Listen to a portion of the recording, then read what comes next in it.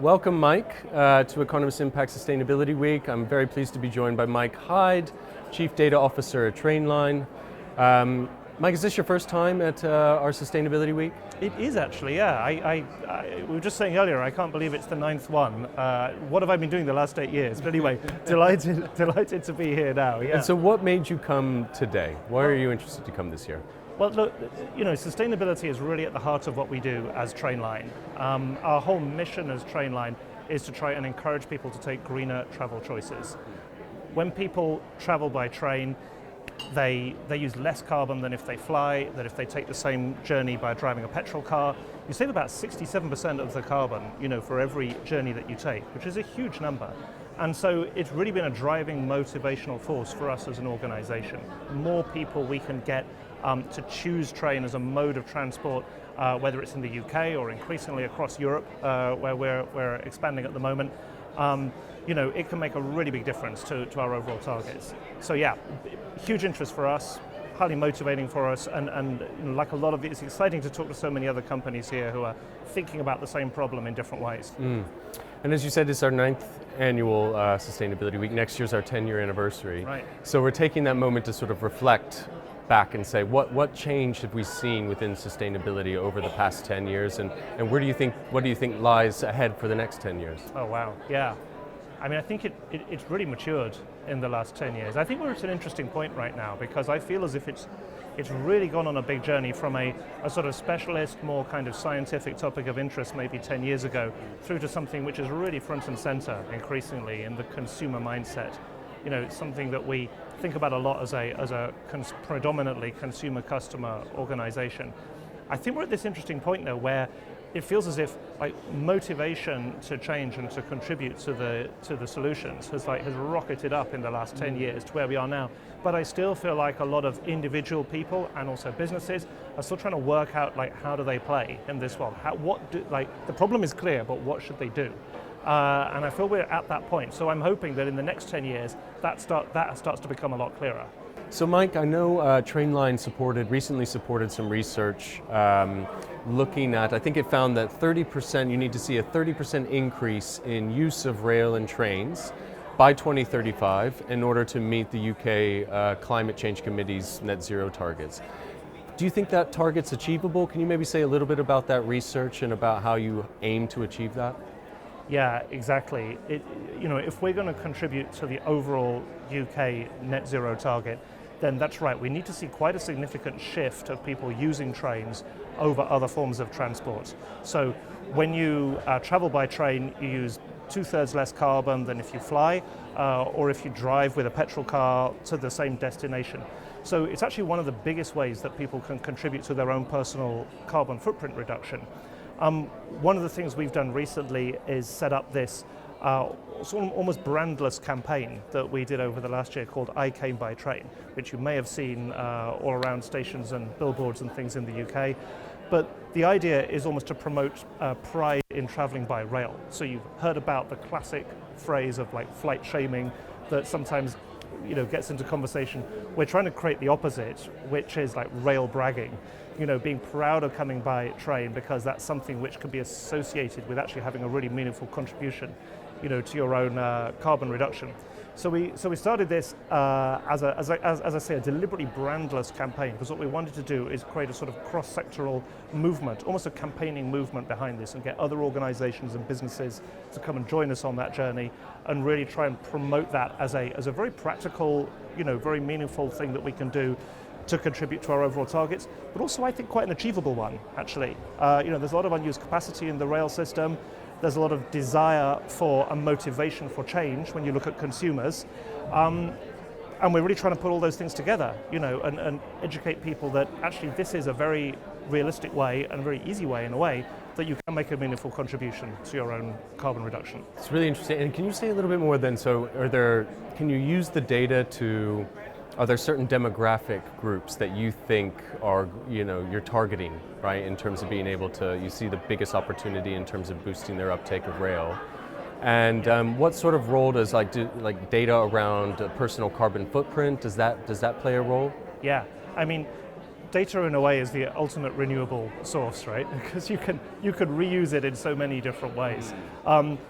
Looking at the demographics, it's really interesting. The 18 to 30 group at the moment, for example, we're seeing almost like maximum motivation there within that group. That's a group that really understands the problem and wants to do something about it, and yet there's still a gap in terms of people knowing what to do and what to do next. So there's an education and a nudging process involved there. One interesting example that came out of one of the recent surveys we did around this, for example, is that we asked people to rank what they thought was the most useful thing they could do as a person, to reduce their own carbon footprint. And things that were arriving in the top 2 or 3 of that survey were things like recycling more and choosing your energy supplier. And whilst these things are important, they're naturally not even in the top 50. It's like changing the way you travel is right up there for most people. So, we're trying to get people just to think about this in a more progressive way.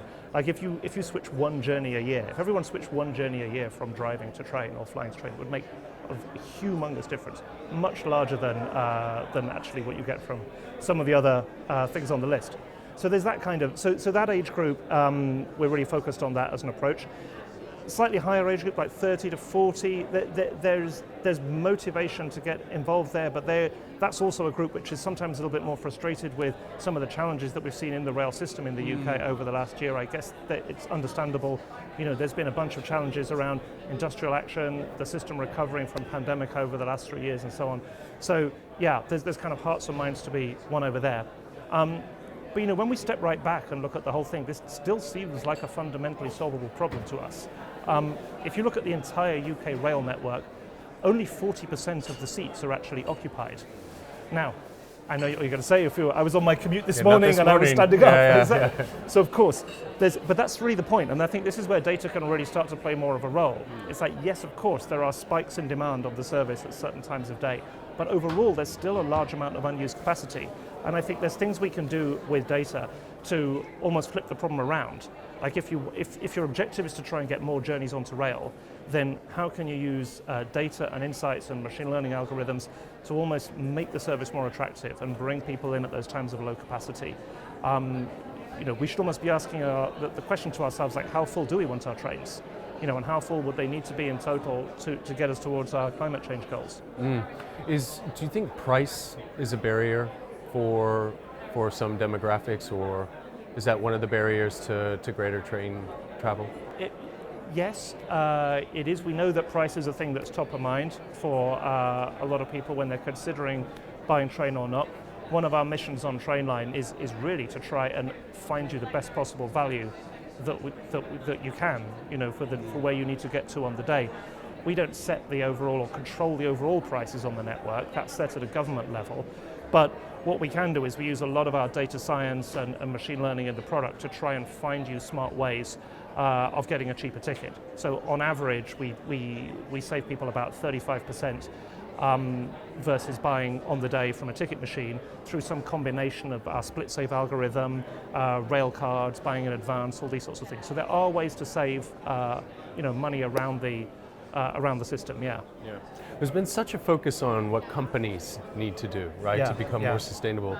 It almost feels in some ways that the attention has sort of been taken off of consumers. Right. But it feels like it needs to be put back on there. I don't know, maybe that's just my perception, but I mean, how do you feel that there needs to be more emphasis on what consumers need to do, and what role can data help in that? Yeah, I think so. And like I say, a lot of our surveying suggests that there is motivation among consumers to want to contribute and want to change, but it's not always obvious what to do. One of the other ways that we're experimenting with, so like trying to sort of encourage and bring about and nurture almost consumer change, is this idea of providing much more specific data inside the product at the moment of decision, if you like. So we've got this piece at the moment which we're calling super routes, which is all about this idea that depending on what you're searching for on Trainline, for certain routes, and this is true for thousands of routes in the UK, not only is rail the lowest carbon way of travelling, but it also is the cheapest and also is the quickest way of getting A to B. Now that's not true everywhere, But as I say, it is true in thousands of particular routes. So where that's true now, we're making more of that in the product, and we're trying to brand this like this is a super route. It's kind of like a no-brainer. Like, why wouldn't you at this point take the train versus some other mode of transport? And so this analysis, and there's a lot of data science that went into that to analyze every single origin-destination pair across the UK and work out where this was true. And so it's landing in two ways. It's like with the consumer, we're trying to promote the idea that when you're on a super route, why would you not use it? And we're trying to then, hit people's almost like their heart and their mind. It's like, yes, you know it's the right thing to do because you're going to be saving carbon, but also just from a logical point of view, you're also going to save time and money. And if you can get those, your heart and your mind working together, that's the real way that you bring about, you really bring about sustainable change, I think. And you start to see, large-scale changes in behavior, which is what we're really trying to focus on. Excellent. Thank you so much, Mike Hyde from Trainline, joining us, and best of luck with the campaign. Thanks, Jonathan. Thank you.